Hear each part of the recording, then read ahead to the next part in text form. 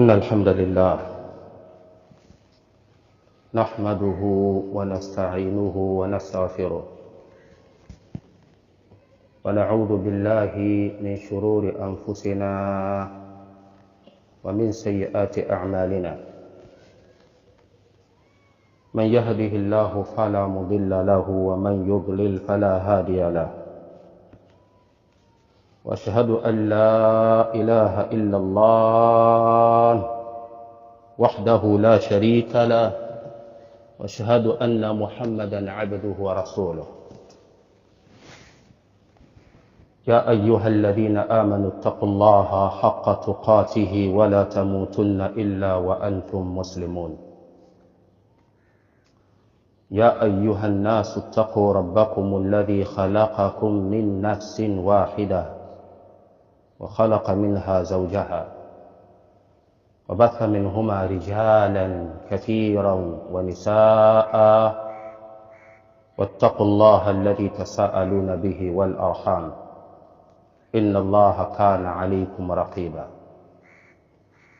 يا أيها الذين آمنوا اتقوا الله وقولوا قولا سديدا يصلح لكم أعمالكم ويغفر لكم ذنوبكم ومن يطع الله ورسوله فقد فاز فوزا عظيما. أما بعد فإن أحسن الكلام كلام الله وخير الهدي هدي محمد صلى الله عليه وآله وسلم وشر الأمور محدثاتها فإن كل محدثة بدعة وكل بدعة ضلالة وكل ضلالة في النار. ثم أما بعد. أيها المؤمنون، انتهى رمضان وبقي الرحمن، وانتهى رمضان وبقي الإيمان، وانتهى رمضان وبقي الإحسان، وانتهى رمضان وبقي القرآن، وانتهى رمضان وبقي البر والصلة وما إلى ذلك. Ndugu zangu katika imani, mwezi wa Ramadhani umekwisha, amebakia Allah Ar-Rahman, na mwezi wa Ramadhani umekwisha, imebakia imani, na mwezi wa Ramadhani umekwisha, imebakia Qur'an, na mwezi wa Ramadhani umekwisha, imebakia ihsan, na mengineyo yanayoambatana na haya yataendelea kubakia muda wa kuwa dunia bado imebakia. Tusije tukaharibu Qur'ani zetu kwa sababu ya kuisha kwa Ramadhani. Tusiharibu imani zetu kwa sababu ya kuondoka kwa mwezi wa Ramadhani. Tusiache ihsani zetu kwa sababu mwezi wa Ramadhani umekwisha. Sisi ni ibadur rahman la ibadur Ramadhan. Nahnu ibadur rahman la ibadu Ramadhan. Sisi ni watumwa wa Rahman, sio watumwa wa Ramadhan. يقول الله تبارك وتعالى ولتكملوا العدة ولتكبروا الله على ما هداكم ولعلكم تشكرون. Aya hii ipo katika khitamu ya aya zinazozungumzia faradhi ya Ramadhan katika suratul Baqara. Allah alipozitaja aya za Ramadhan amehitimisha kwa kusema wali tukmilul idda, na kamilisheni idadi ya saumu, siku za kufunga. Ikiwa kama Waislamu wamefunga siku 30, basi kamilisheni kwa kufunga siku 30. Ikiwa kama Waislamu wamefunga siku 29, basi kamilisheni kwa kufunga siku 29. Hizi itakuwa bado kwenye dhima yenu, sawa sawa iwe ni adaan au qadaan. Mkamilishe idadi hizi kwa wakati uliopo, na kama imetokea sababu za kutokutekeleza wakati uliopo, basi mtatekeleza kwa njia ya kulipiza baada ya kuisha kwa Ramadhani. Kwa takwa la kwanza ni kukamilisha saumu ya mwezi wa Ramadhani, na takwa la pili walitukabbirullaha ala ma hadakum, na ili mumtukuze Allah kwa kule kukuongozeni. Allahu akbar, Allahu akbar, la ilaha illa Allah, Allahu akbar, Allahu akbar, walillahi alhamd. Tokea tulipopata taarifa za kuandama kwa mwezi, tulikuwa tunatekeleza kipengele hiki cha pili cha hii aya, walitukabbirullaha ala ma hadakum, mfanyieni takbira Allah kwa ule muongozo aliokupeni. Muongozo wa kwanza kwa kujulisheni hii ni haki, ifuateni, lakini muongozo wa pili wa kuwafikisheni kuweza kutekeleza yale yote ambayo ametaka kwenu katika mwezi huu wa Ramadhani, bali katika uwepo wetu wa hapa duniani. Lakini mwisho Allah akasema wala'allakum tashkurun, na ili muwe ni katika watu wenye kushukuru. As-sa'yu ila shukrillah huwa da'bu salihin, kuhangaikia kumshukuru Allah ni mwenendo wa waja wema wa Allah. Bali wasafa Allahu ba'dha anbiya'ihi bihadhihi sifa, faqala fi haqqi Nuh alayhi salam innahu kana 'abdan shakura, hakika Nuh alayhi salam alikuwa ni mja mwenye kushukuru. Kwa hiyo wala'allakum tashkurun, ili muwe ni wenye kushukuru, na alama ya kushukuru ni kufanya wema baada ya kufanyiwa wema. Umefanyiwa wema ukalipiza wema, wewe unaonekana ni mwenye kushukuru. Lakini kama utakuwa umefanyiwa wema alafu ukafanya ubaya, ni dalili ya wazi ya kwamba wewe umekufuru ule wema ambao umefanyiwa. Allah ametupa neema nyingi, wa in ta'uddu ni'matallahi la tuhsuha, kama mtataka kuzidhibiti neema za Allah hamwezi kuzidhibiti. Tuna neema ya afya, neema ya uhai, neema ya taufiki kuweza kufunga mwezi wa Ramadhani mpaka umekwisha, neema ya taufiki ya kusimama kiamu cha Ramadhani mpaka kimekwisha. Hizi neema zote zinatakiwa kushukuriwa na sio kukufuriwa. Usiende kuharibu jitihada zako zote ulizofanya mwezi wa Ramadhani kwa siku moja tu ya Eid. Katika Qur'an pametajwa kufurahi, lakini kwa sura mbili. Kwa sura ya kwanza alfarhatu almadhmuma, na sura ya pili alfarhatu almadhunatun fiha, kufurahi kuliko katazwa. Allah anasimulia kuhusiana na kisa cha Qarun. Watu wa Qarun wanamwambia la tafrah inna Allaha la yuhibbu alfarihin, ewe Qaruni usifurahi ukachupa mipaka. Furaha ambayo inaambatana na kuchupa mipaka, Allah hawapendi wenye kufurahi furaha kama hii.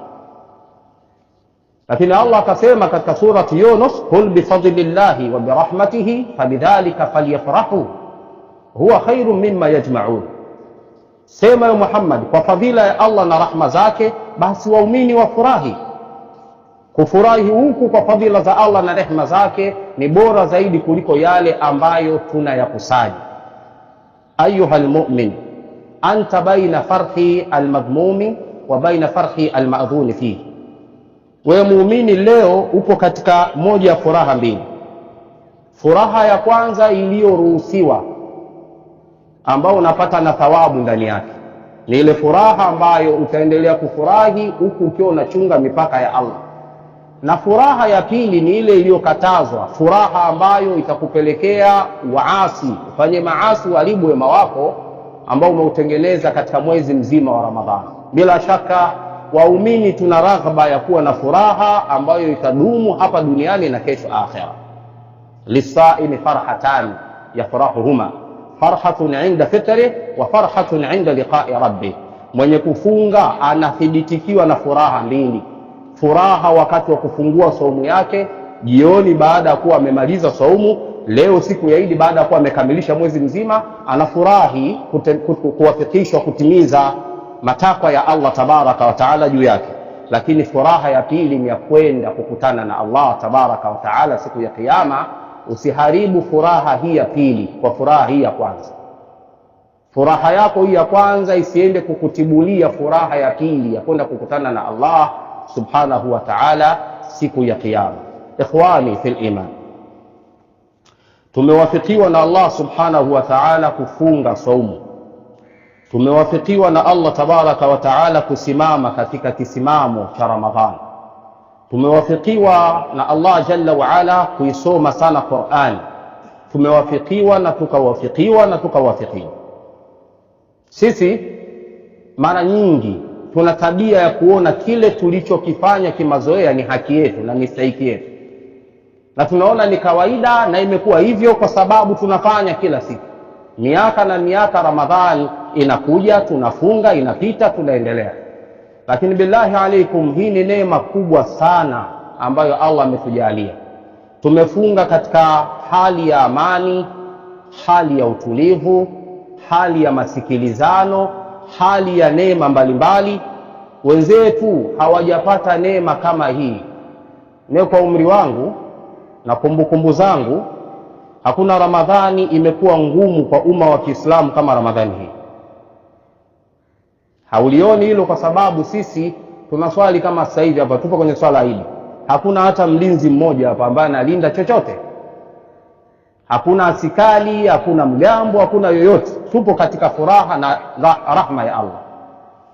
Lakini wenzetu hata hii swala ya Eid, kwa wale waliowafikiwa kutoka kwenda kwenye salatul Eid, wapo na mashaka, huenda sasa hivi makombora yakashuka.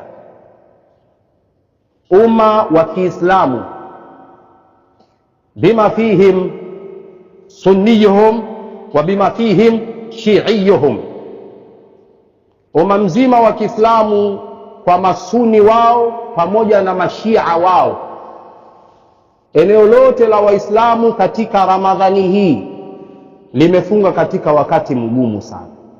Tukiwa katika wiki ya kwanza ya Ramadhani, kaka mkubwa wa ulimwengu akishirikiana na mtoto pendwa wamekwenda kufanya ijramu katika nchi ya Iran.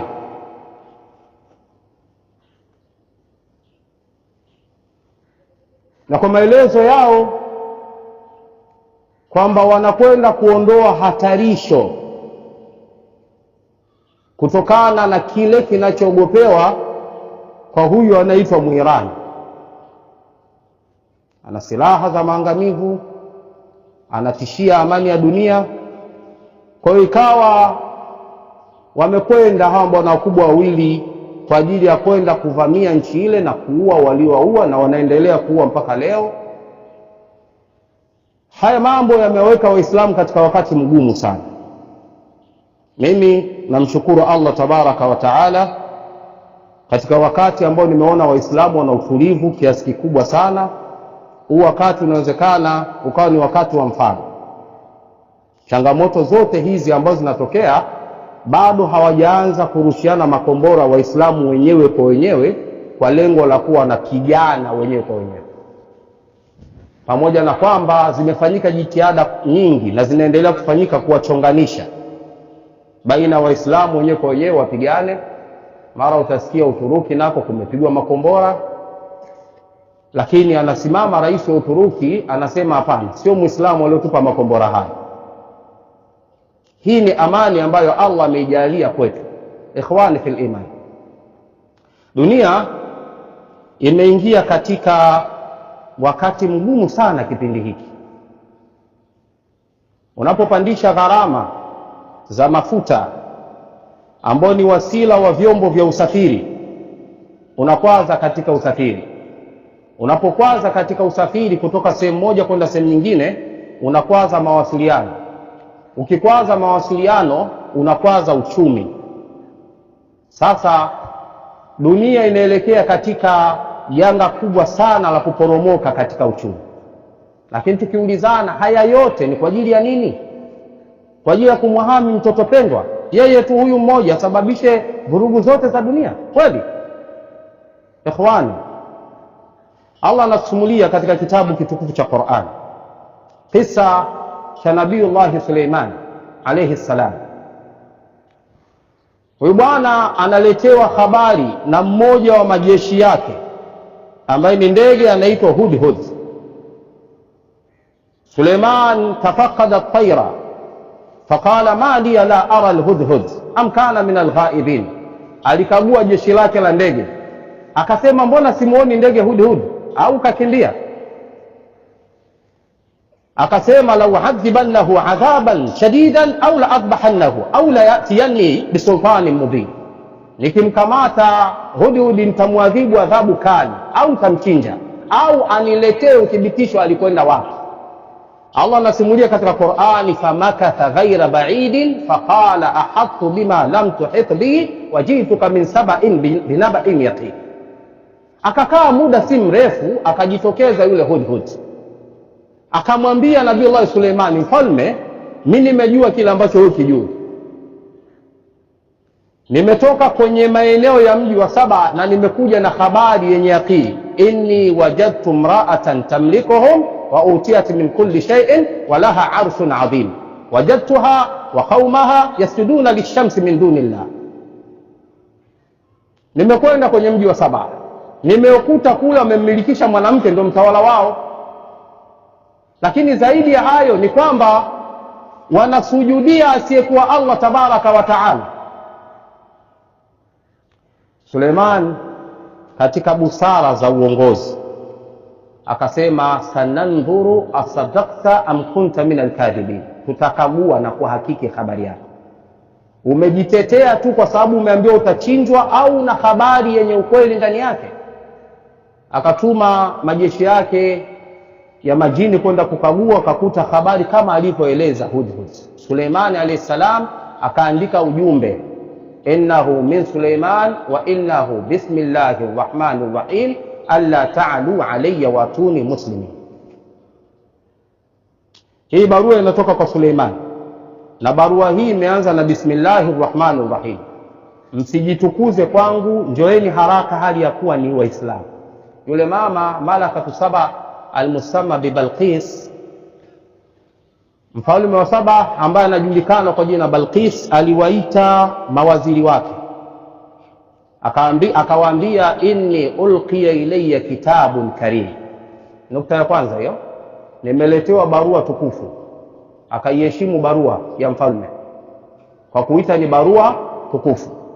Na mwisho akawaambia, ma kuntu qati'atan amran hatta tashhadun, siwezi nikapitisha amri mimi tu, nataka nanyi mnichangie mawazo kwenye hili. Kawaida ya wapambe wa viongozi huwa wanajitutumua kwa viongozi ili wapate heshima kwa viongozi. Wakatokea baadhi ya masufaha wanawaambia, nahnu ulu quwwatin wa ulu basin shadidin wal amru ilayka fandhuri madha ta'murin, si tuna nguvu na tuna uwezo mkubwa kwenye uwanja wa mapambano. Mfalme, angalia tu, unasemaje? Utakachokisema tutakachokifanya. Yule mama pamoja na kuwa ni mwanamke alichunga amani ya dunia, akachunga salama ya nchi yake, akachunga salama ya mamlaka yake. Akasema, innal muluka idha dakhalu qaryatan afsaduha waja'alu a'izzata ahliha adilla wakadhalika yaf'alun wa inni mursilatun ilayhim bihadiyatin fanadhiratun bima yarji'u almursalun. Hakika ya wafalme wanapoingia katika mji kijeshi huwa wanaufisidi mji ule, wanauharibu. Alafu target ya kwanza inakuwa kwa viongozi, watawashusha wale waliokuwa juu wawe chini, wawe duni. Ushauri wenu ni mzuri, lakini hamjaangalia maslahi ya nchi na maslahi ya kiongozi wenu. Ngojeni, natuma ujumbe kwa Suleiman na zawadi, alafu sikilizeni atakachorudisha Suleiman, ndio tutatoa maamuzi. Suleiman kafikiwa na zawadi ile, anasema, atumiduna ni bimali, mnataka kunihonga kwa mali? Fama atani Allahu khairan mimma atakum, mimi mali alizonipa Allah ni bora zaidi kuliko alizokupeni. Mnaonekana mnajeuri, nakuja na jeshi. Balqis aliposikia maneno yale akawaambia, twendeni kwa Suleiman tukamsikilize wenyewe Suleimani anasema nini. Ikhwan, hikaya hii ipo ndani ya Qur'ani na zaidi ya miaka 1400, na wakati Allah anatusimulia tukio hili limeshapita tokea zama za Nabii Allah Suleiman. Watawala wa dunia, hamna busara? Alaysa minkum rajulun rashid, hivi miongoni kwenu hakuna mtu mwenye akili timamu? Leo natuambia kwamba silaha za maangamizi tunaenda kupiga. Mwisho unakuja kusema maneno ya fadhaha kwenye dunia kwamba tunawapiga wa Irani kwa sababu wanakataza mapenzi ya jinsia moja. Hivi wewe kiongozi kweli? Hili neno hata kama ingekuwa kweli basi jifiche, jisiri. Kaa nalo wewe na watu wako. Lakini unasema eti hawa tunapigana nao kwa sababu wanazuia mapenzi ya jinsia moja. Hii vita utashinda kweli? Vita kutetea mashoga? Mnaangamiza watu kwa sababu kutetea mashoga? Ikhwan, nataka nibainishe baadhi ya haqaiq ikhtisaran, kwa sababu katika kadhia hii wazungumzaji wamekuwa wengi na waumini wetu kwa sababu ni wanajamii wamekuwa wahanga katika baadhi ya yale ambayo wanafuatilia kwenye kadhia hii. Naomba nieleze mikadima mitatu muhimu sana kwenye kadhia. Mukadima wa kwanza, taifa vamizi la Israeli halipo katika sheria za kuwa kama taifa, na watu wa Ulaya walipochoshwa na tabia za Wayahudi, wao wakajikomboa kulivua lile zigo la tabia za Mayahudi kwenda kuwaweka pale panapoitwa Israeli. Naam, tarehe ya dunia inaonyesha Mayahudi hawa waliishi sehemu mbalimbali duniani, na sehemu mbalimbali walitimuliwa Ujerumani kwa Adolf Hitler, walitimuliwa Hispania, walitimuliwa Russia. Hawa walikuwa ni kero kwa nchi za Ulaya kwa sababu walikuwa hawakubali kuendana na tawala zinazotawala kwenye nchi hizo. Kwa ilipotokea pamepatikana sehemu ya kwenda kuwabwaga wakae pale kama makazi yao, nchi za Ulaya zikaubwaga ule mzigo, lile tatizo kutoka kwenye nchi zao, wakawaambia nyinyi takwenu ni hapa, kaeni hapa, tutawalindeni kwa hali yoyote iwayo.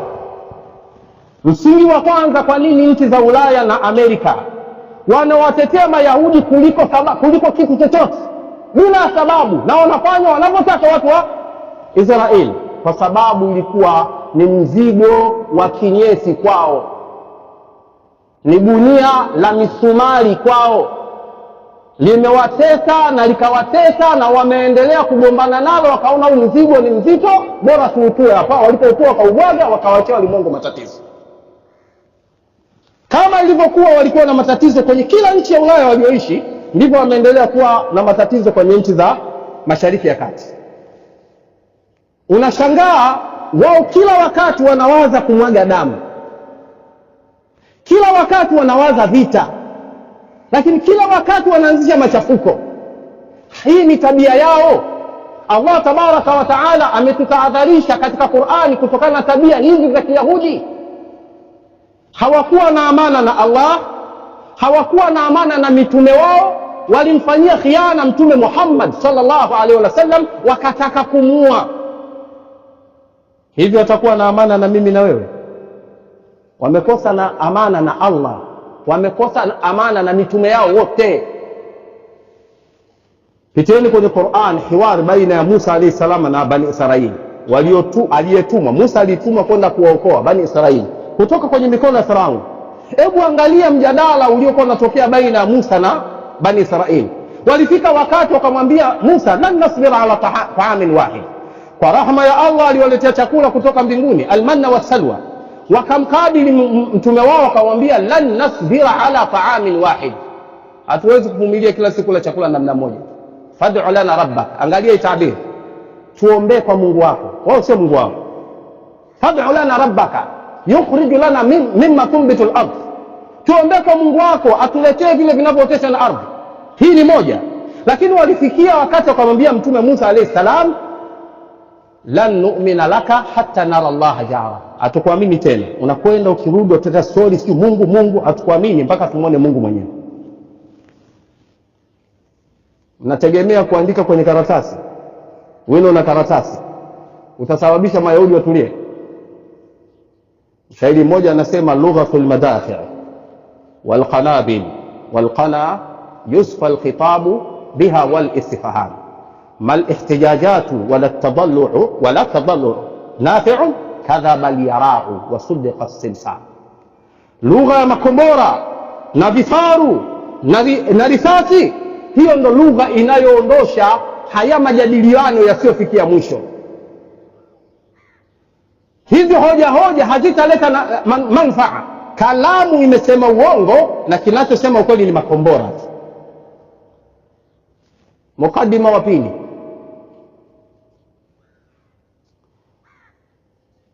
Baada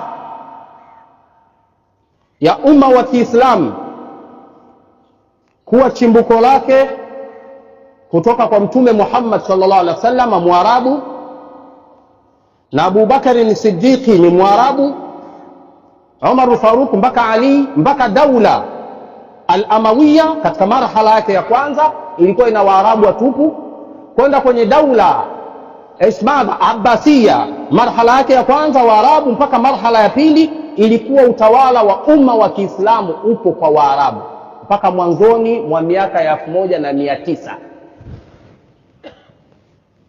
ambapo umma wa Kiislamu ulitoka kwenye mikono ya Waarabu ukawa unatawaliwa na Waajemi, na miongoni mwa Waajemi wa mwisho kutawala walikuwa ni Waturki, daula Uthmania, Ottoman Empire.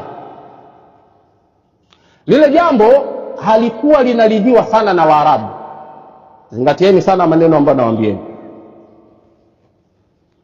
Waarabu hawakuwa wameridhika kwamba wao wenye asili ya Uislamu mtume anatokana na wao, hapo Uislamu ni dini ya kwao, wawe wanaendeshwa na Waajemi wasiokuwa Waarabu. Walijaribu kujitoa kwenye makucha haya nyakati tofauti, lakini ilikuwa ni ngumu. Mwanzoni wa miaka 1900, naomba mnielewe na hili neno naolisema, kwa msaada wa baadhi ya nchi za Ulaya, kwa msaada wa baadhi ya nchi za Ulaya, Waarabu waliweza kujitoa kwenye utawala wa Waajemi. Ikaanza mwaka 1917 utawala unaitwa Saudi Arabia, al-Mamlakatu al-Arabiyya as-Saudiya. Zikaanza kujitokeza hizi nchi, Omani, Dubai na nyinginezo, zikawa nchi vinavyojitawala wenyewe kutoka kwenye daulatu al-Uthmaniyya, utawala mkubwa unaoitwa dola ya Uthmani ambayo ilikuwa chini ya Waturuki. Mwaka 1924 ukaporomoka rasmi utawala wa Uturuki, na hawa walioanza kujitokeza wakawa tawala kamili, kwa sababu kabla ya hapo, kwa sababu ya jina la Uislamu na mtawala mkubwa wa Uislamu alikuwa ni Mturuki, walikuwa chini ya taa ya Waturuki. Lakini ilipofikia katika hali kama hiyo, ikawa vijidola hivi vimejichomoza, vimeanza kujitawala wenyewe, daula Islamia ile hama ikawa imeporomoka moja kwa moja. Mukaddima huu wa pili unajenga taswira ya baadhi ya hizi sura mnazoziona, kwamba kwa sababu hizi nchi za Waajemi za Kiislamu zina nguvu, nazo ni tishio la kuja kurudisha tena ule utawala ambao utakuwa wa Kiislamu chini ya Waajemi. Waarabu wanaliogopa hilo. Wamemfama kwa sababu wao hawana nguvu ya kijeshi, wana nguvu ya kiuchumi, wakalazimika kuazima nguvu ya kijeshi kutoka kwa nani? Marekani. Marekani akaweka bezi zake za kijeshi katika mashariki ya Waarabu, akawa anavuna pesa nyingi sana kwa Waarabu kupitia katika kauli mbiu yake ya ulinzi, kutokana na tishio la nchi za Waajemi. Mwirani, Mturuki, hawa wote waliwahi kutawala dunia. Kwa hiyo ikawa anabembelezwa Marekani kwa hali yoyote aendelee kubakia pale, kwa sababu ya kuogopa tishio la Waajemi kuja tena kuvamia maeneo yao. Kwenye hili wameendelea kuwa Waarabu kwa hali yoyote, wapo tayari kutoa chochote ili mradi hao mabwana wa wahami kutokana na tishio la Waajemi. Lakini swali la msingi, Waajemi hawa kama ni Waturuki, wana asili ya Uislamu, tena ni Masunni, na kama ni Wairani ni Mashia, na ushia wa Irani una historia. Alipoingia Khomeini kuja kutawala katika eneo lile la Irani, ndipo aliposimika sehemu kubwa ya ushia Ithnaasharia wenye chuki na bughdha na Allah na mtume wake na masahaba wa Mtume Muhammad sallallahu alaihi wasallam. Lakini ndani ya Irani kuna masuni wa Kurdistani, wale ni masuni. Eneo la kusini la Irani ni masuni wengi sana. Yote kwa yote, hili jambo liliweza kutatuliwa na Uislamu wenyewe. Kama ni hofu kutokana na hawa wageni, Uislamu ulikuwa una uwezo wa kutatua changamoto hii. Kama maneno ya Mtume Muhammad sallallahu alaihi wasallam, al-imara min Quraish, utawala unatakiwa uwe kwa nani? Kwa Mkuraishi. Muda wa kuwa Mkuraishi yupo, huyo ndo anatakiwa awe mtawala. Kwa Waarabu, kama mnajihisi ndani yenu yupo Mkuraishi ana vigezo, huyo anastahili kuwa mtawala. Kaeni Waislamu wenyewe kwa wenyewe mzungumze, malize hili tatizo. Hili tatizo haliwaruhusu kumchukua Marekani kuja kumweka katika hazina zenu, kumchukua kafiri wa Marekani kuja kuwa ni mlinzi wenu. Na fatwa za wanawazuoni wakubwa miongoni mwao al-Imam al-Albani rahmatullahi ta'ala alayhi, aliwakataza wa Saudia kuchukua jeshi la Marekani kuliweka katika maeneo ya Riyadh. Huu ni mukaddima wa pili. Mukaddima wa tatu, siku zote mtu ambaye amewahi kutawala huwa anakuwa na ndoto za kutawala. Hata Herakli, mfalme wa Roma, alipokuja Abu Sufyan akaweka naye meeting ya kumuuliza kuhusiana na huyo mtume aliyojitokeza huko kwenu, mmoja wa maswali alimuuliza, ewe Abu Sufyan, huyo bwana anaodai utume huko kwenu, baba yake aliwahi mfalme? Abu Sufyan akasema hapana. Je, babu yake aliwahi mfalme? Akasema hapana. Je, familia yake shakuwa wafalme? Akasema hapana. Herakli akamwambia, huyo jamaa ni mtume wa kweli. Abu Sufyan akamuuliza, umetumia gezo gani kwa swali hili? Akasema hivi, ingekuwa kwenye ukoo wake kulikuwa kuna asili ya watawala, huyu haya madai ya utume anaodai alikuwa anadai madai ya utawala wa babu zao, sio utume wala chochote. Lakini umenihakikishia kwamba kwao hakukuwa na utawala, na huyu bwana amekuja na madai haya, huyo ni mtume wa kweli. Anachokidai ni kitu cha msingi. Mtu yote aliyotawala ana ndoto za kuendelea kutawala. Mashariki ya Kati ina tawala nyingi zilizowahi kutawala dunia.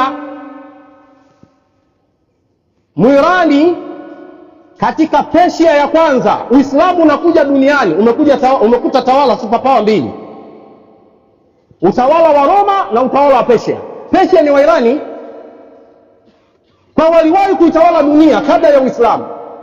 Lakini baada ya Uislamu pia waliwahi kutawala dunia, sehemu fulani ya dunia wa Uislamu, dola Fatimia, ambayo ilitawala maeneo ya Masjid na maeneo ya jirani.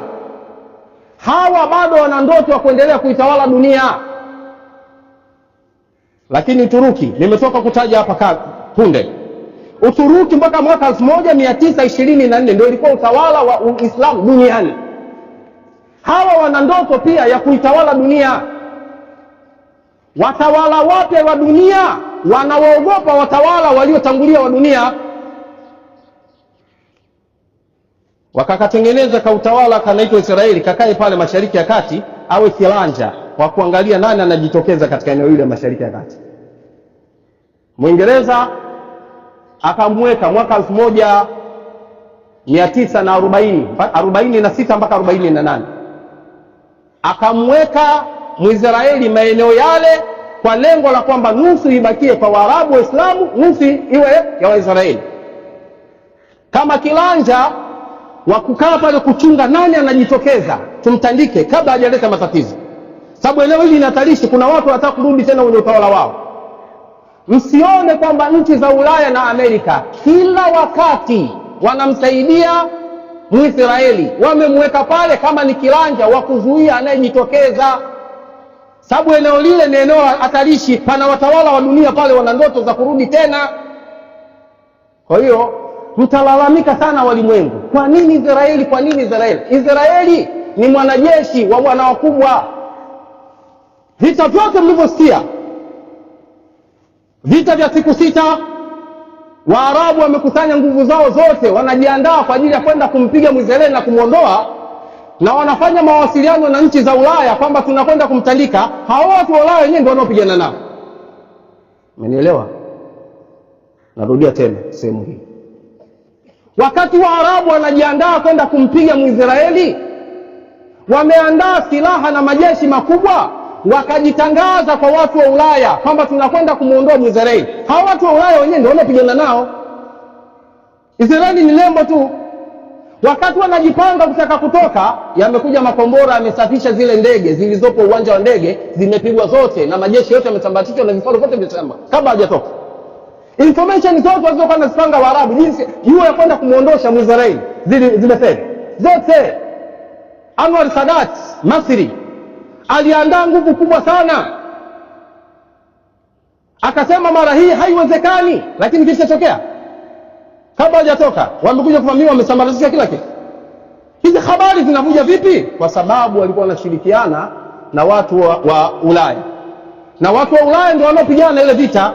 Wamemweka chambo tu Mwisraeli. Kwa maelezo haya, hivi wewe unanunua silaha kutoka Amerika, unataka kupigana na adui yako, wakati adui huyo anasaidiwa na Amerika, una silaha au una? Leo hii mnatumia madolari kwa ajili ya ulinzi wa Marekani.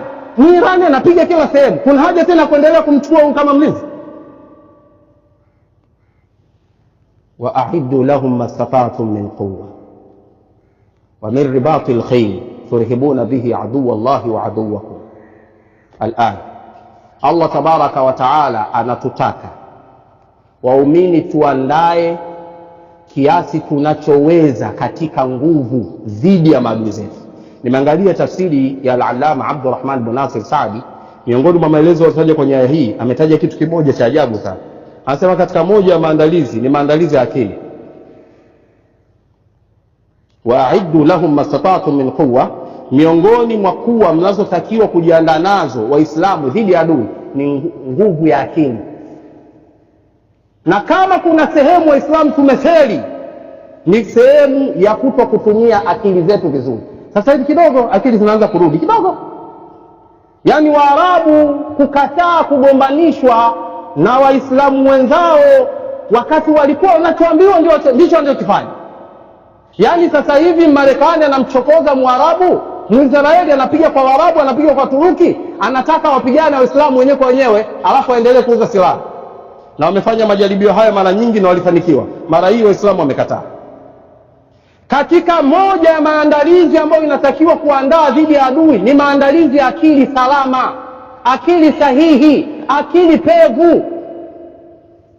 Na Mtume Muhammad sallallahu alaihi wasallam akatwambia, ala innal quwwata ar-ramy, hakika nguvu iliyokusudiwa hapa ni makombora ya kurusha. Sasa mmetakwa mjiandae, mnaacha kujiandaa, mnaenda kuchukua hizo majeshi ya kuwalinda. Yule mwanamume anapiga tu, zinaingia tu. Hayo majeshi sio yanasaidia nini? Hizo silaha marada makubwa yanasaidia nini? Jamaa anapiga zinaingia zote. Kama sauti hii inasikika kwa Arabu, watu wao ni wa Marekani na silaha zao zote, waingizeni vijana wa Kiislamu katika wa'iddu lahum mastata'tum min quwwa, na uwezo mnao wa kimali, uwezo wa kufinance haya mambo mnao Waislamu. Na maandalizi ya miaka 10-20 sio tatizo.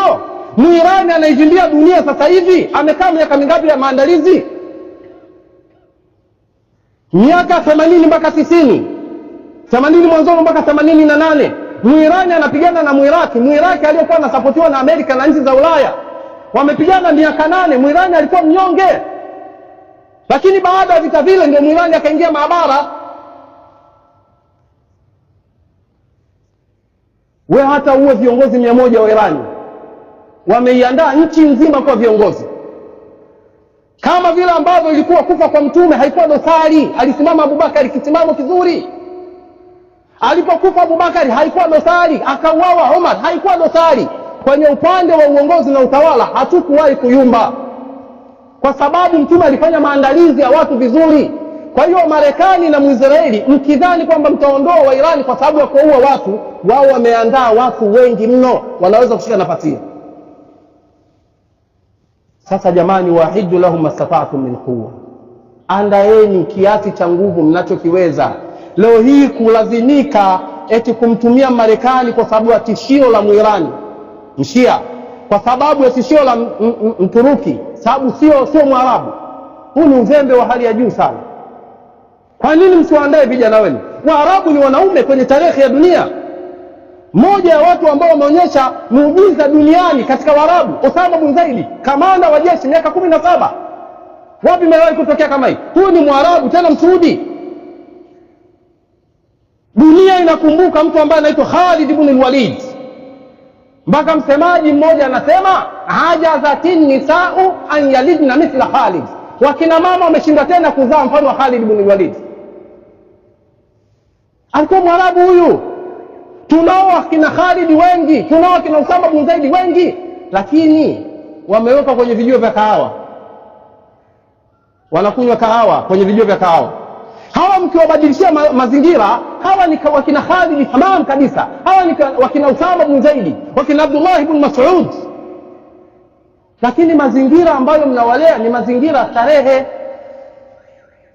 Ikhwani, umma wa Kiislamu umepita katika wakati mgumu sana mwezi wa Ramadhani. Kipindi hiki kigumu kitufundishe, tujifunze hapa tulipo tunaelekea wapi.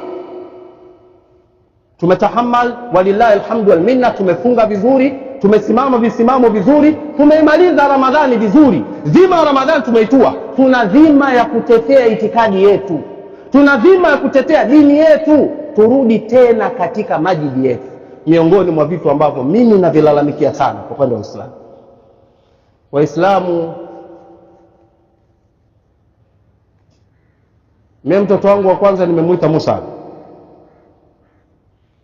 kwa sababu ya kisa cha Mus'ab bin Umair, nikitaraji awe Mus'ab kama Mus'ab bin Umair, na nalazimisha akuwe hivyo katika malezi yake.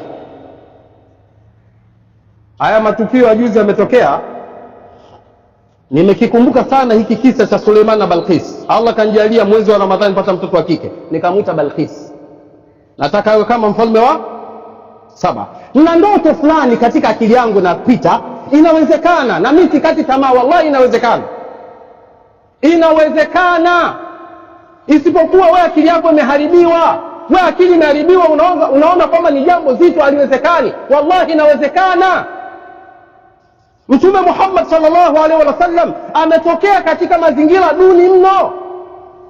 Pamoja na kwamba ni muayyadun min Allah, anatiwa nguvu kutoka kwa Allah, lakini aliweza kutengeneza akiwa mdogo, kutoka kwenye uchungaji wa mbuzi mpaka katika sayadatul alam.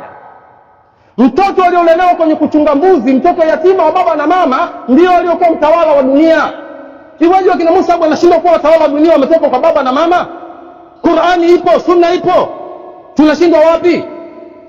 Lakini akili za Waislamu, eti Muislamu leo kwa nakabati hizi zote za umma wa Kiislamu anafikiria mtoto wake aje kuwa fulani katika dunia, aje kuwa fulani katika dunia. Mimi kwangu atakuwa Musa bin Umair, na huyo hakika aliozaliwa atakuwa Malakatu Saba, Balqis. Majina haya ya sadifu uhalisia wa hawa waliokuwa. Na wewe hujachelewa ndugu yangu, yawezekana kabisa tukatengeneza kuanzia hapa tulipo, hata baada ya miaka 10 ijayo, miaka 20 ijayo, tujue tunatakiwa kufanya nini, tuishi katika yale ambayo tunataka tuyafanye. Allah hadondoshi matendo ya watu wema wanaotenda. Thumma amma ba'd.